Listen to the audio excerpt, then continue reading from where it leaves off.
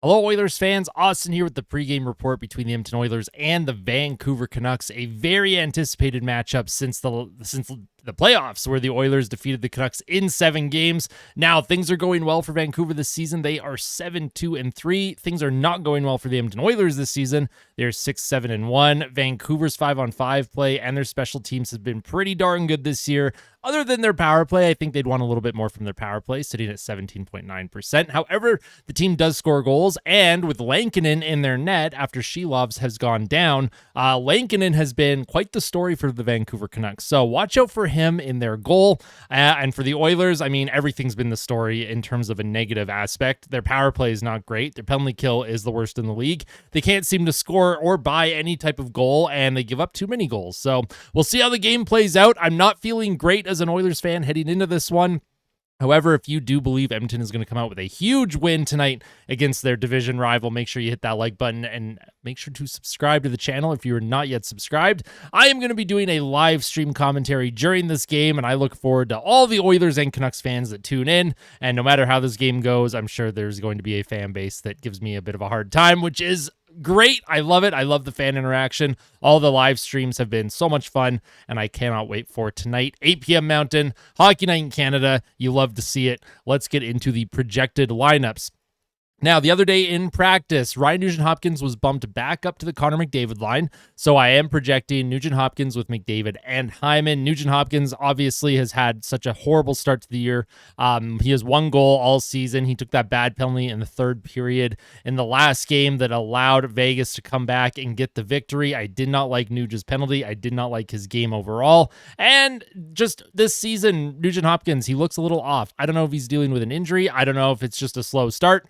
But pretty much everyone on this team has to get things going. Otherwise, for the Oilers, the season's going to be over before American Thanksgiving.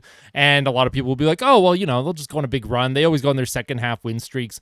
You can't just expect a second half heater to get you into the playoffs. You have to play consistently well all season. And the Oilers have not been consistently well at all. They've been I would argue they've been consistently bad, honestly, throughout the entire year. They've had good games where they've looked good, but until they can figure out their special teams and until this forward group can learn how to put a puck in the net, which they seem to be allergic to doing, I will have no faith in this team. I'm usually a lot more positive and upbeat. However, I am dreading this matchup against the Canucks because last year, the Canucks, of course, they owned the Edmonton Oilers in the regular season.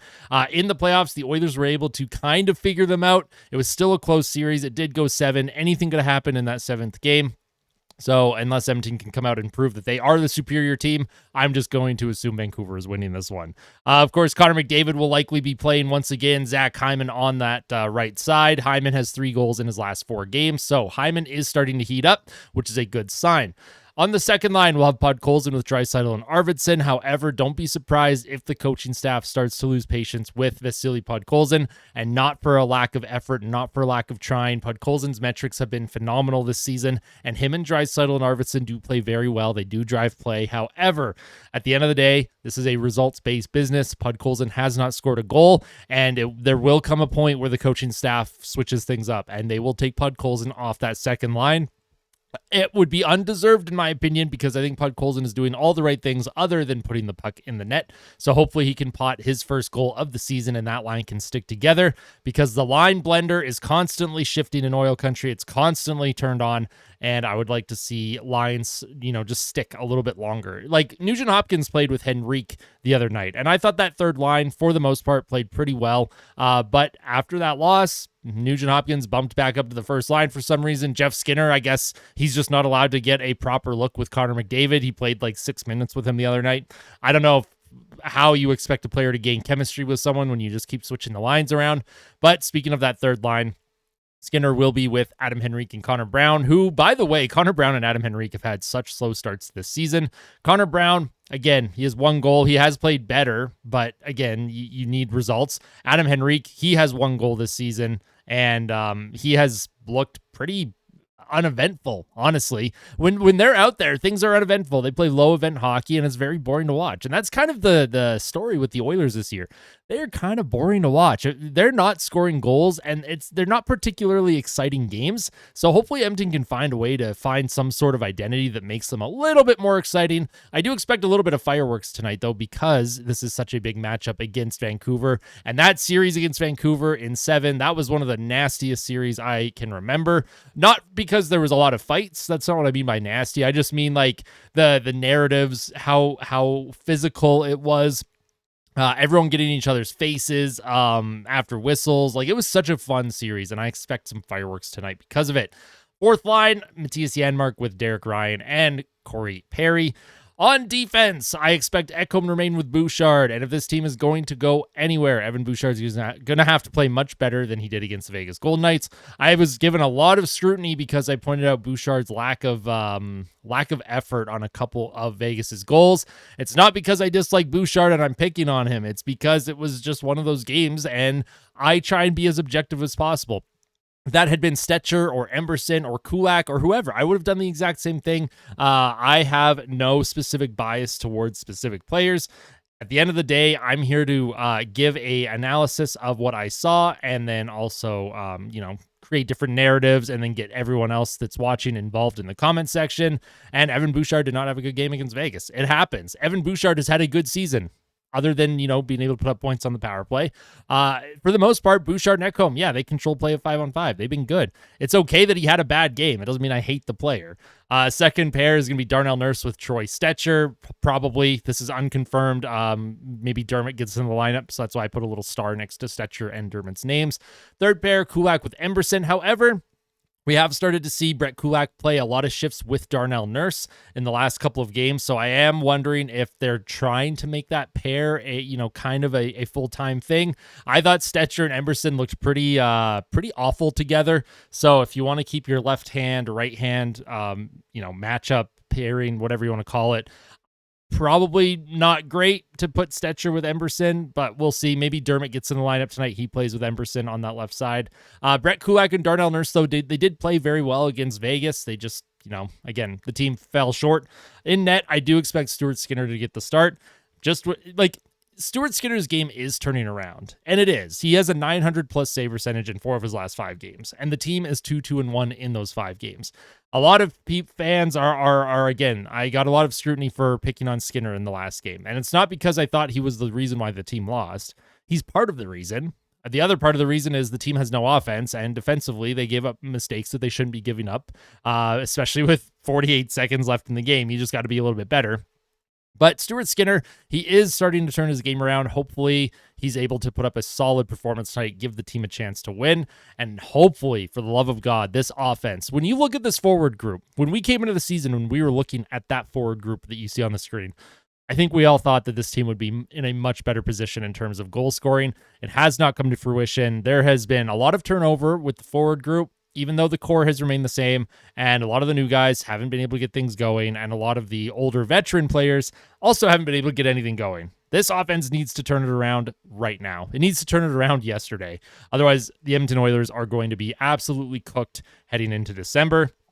Game day predictions, of course, the Vancouver Canucks. Let's go over some of the stats, and then I'll give my score prediction. And Oilers fans, you're going to hate me. You're going to smash the dislike button because of the score prediction that I have tonight. However, I'm just trying to be a realist and set my expectations for, how good I think the Vancouver Canucks are. I predicted Vancouver to win the Pacific Division for a reason. This is a very good team. Vancouver is 7-2-3 on the year. They are 7-2-1 in their last 10 games. Their expected goals for is 56.64% at 5-on-5. Which ranks 3rd in the NHL. That is higher than Edmonton. Yes, Vancouver is a good 5-on-5 team. Power play, 17.9%, which ranks 17th. Penalty kill, 84.2%, which ranks 10th. So their special teams, again, their penalty kill has been very good. Their power play, I'm sure they want it to improve. However, this is a team that will beat you, that can beat you, and likely will if you are not on your game, especially on the penalty kill. Goals for per game, 3.25, which ranks 15th. Goals against per game, 2.92, which ranks 8th. Corsi for, 53.33%, which ranks 6th. And shots for, 52.30%, which ranks 8th. Vancouver Canucks are a good team. They're starting to heat up. They've been playing much better as of late. Guys like Jake DeBrusk are starting to get hot. Jake DeBrusk has goals in 3 straight games. So Hyman, he has goals in 3 of his last 4. Look for Hyman and DeBrusk to maybe pot a couple goals each tonight, which would be a lot of fun. On the Oilers side, they are 6-7-1 on the year. In their last 10, they are 5-4-1. Expected goals for 55.28%, which ranks 5th. Their power play ranks 26th at 14.3%. Their penalty kill ranks 32nd at 59.5%. Goals for per game, 2.36. It is an abysmal offense. Just terrible. 2.36 goals per game. I don't think a decade of darkness Oilers were this bad at goal scoring. Goals against per game, 3.21, which is 22nd. Corsi for, 56.63%, which is 2nd. And then, of course, shots for 56.75%, which is 2nd. Now, goals against, I think I meant to say 22nd, not 2nd. There's a lot of 2s on my screen right now, so bear with me. Player to watch tonight for the Edmonton Oilers. Literally every single forward. Why every single forward? Because I want this offense to get kickstarted. I want this offense to start going. I cannot pick a specific player to watch for Edmonton because I need everyone on the same page. I need everyone to pull on this rope, and every single forward is on my player to watch tonight. I don't do stuff like that often. Normally, there's at least one player where I'm like, yeah, let's watch this player. I could not think of a single player tonight, so every single forward. I want the offense to show up. But in saying that, my score prediction, and Canucks fans, you're going to be happy. Oilers fans, you're not going to be happy. I'm expecting a blowout. I'm expecting a 6-3 win for the Vancouver Canucks. The way Vancouver plays, the way Edmonton plays, I think Vancouver is, they match up really well against Edmonton. They understand Edmonton's tendencies, especially in the neutral zone. Vancouver limits rush opportunities. The Oilers try and rush attack. And then, of course, Edmonton, like against Vegas took away Edmonton's rush game. So then Edmonton was forced to dump the puck in over and over. However, Vegas has mobile defensemen. They are able to retrieve that puck before you can get to it. That's the situation with Vancouver. They have mobile defensemen, unless Vinny Desharnais is in the lineup, in which case just attack his corner. But they have very mobile defensemen. They have great forwards with sticks in the lanes in the neutral zone. It's going to be tough for Edmonton to get anything going here. Now, why did I predict Edmonton to score even 3 goals? Well, because I just think Edmonton has the offensive capability of doing it. But I do think Vancouver, because of how good they have been playing lately, with Lankinen in goal, and then their forwards are starting to pick it up. Jake DeBrusk is heating up. Now, Vancouver will be without Brock Besser, which is very unfortunate. He took a horrible headshot in that Kings game, and just an awful hit by Tanner Jeannot, and I'm glad that he was suspended. It probably should have been a lot longer, in my opinion. So it sucks that we're not going to see Brock Besser, just like we didn't see him in Game 7 against the Edmonton Oilers during the playoffs. I would have loved to see the best on best, the two teams as healthy as they can be, go up against each other, but I don't think that's going to matter in terms of Vancouver's offense. They are going to torch Edmonton tonight, unless the Oilers can find a way to dig the F in and play their best game of the season. That is my pregame report for the Edmonton Oilers and the Vancouver Canucks. Like I said, I will be doing a live stream commentary. I cannot wait for tonight at 8 p.m. Mountain. I will see you all here back on Austin Hockey. And of course, friendly reminder, I am on Amazon, Apple, and Spotify podcasts. So if you prefer to get this type of content in podcast form, you can find me on any platform that you get your podcasts. I appreciate all of your love and support, Oil Country. It means the absolute world. We are trending way up. Let's try and get to 5,000 subscribers by, let's say, Christmas. We'll give ourselves a month and a half. Let's get to 5,000 subs by Christmas. That'd be a pretty fun Christmas present. And then 5,000 sub giveaway I'm planning on doing. So we'll see you tonight, Oil Country. Thank you for watching the pregame report. We'll see you tonight. Take care. Tell someone that you love them.